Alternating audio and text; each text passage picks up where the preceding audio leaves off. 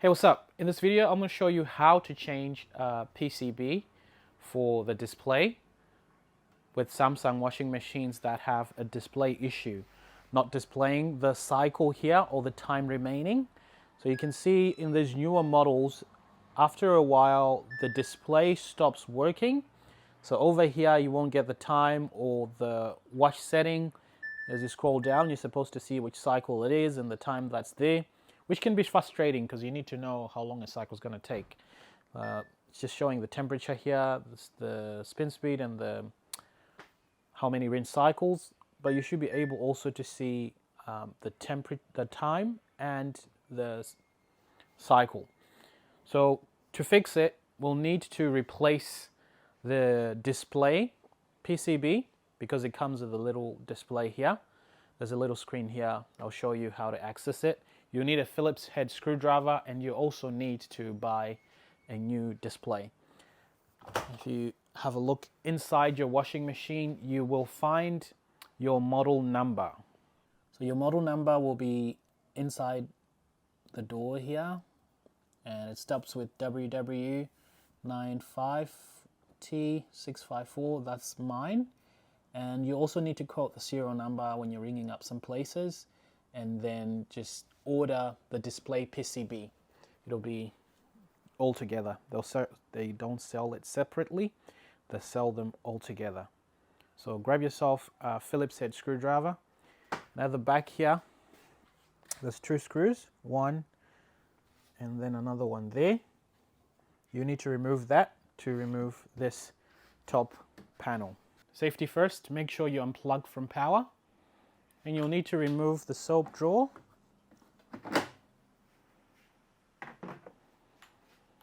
And remove these two screws.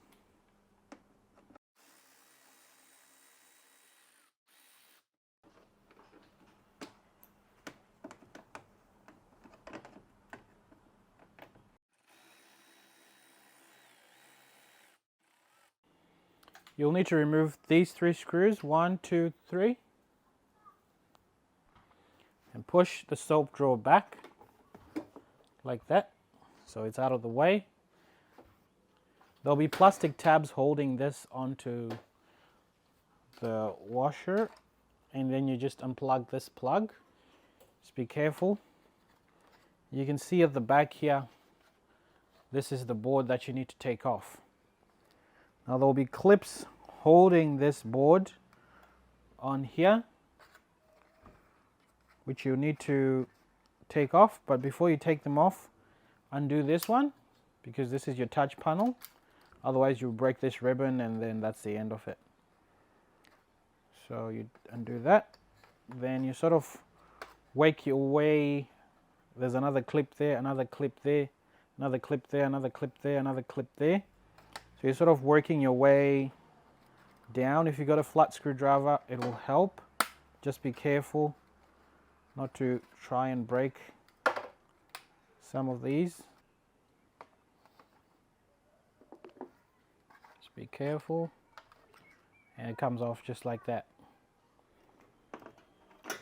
You'll see on here, this is your numbers, your other display. This part is working.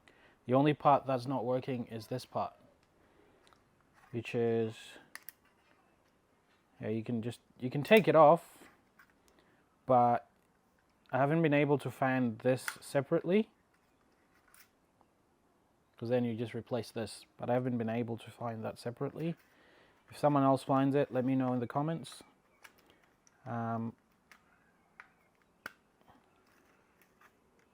Thing is, it's still working, but it's just that the lights have gone out. I'll plug it back in and I'll show you what I mean. I'll turn it on.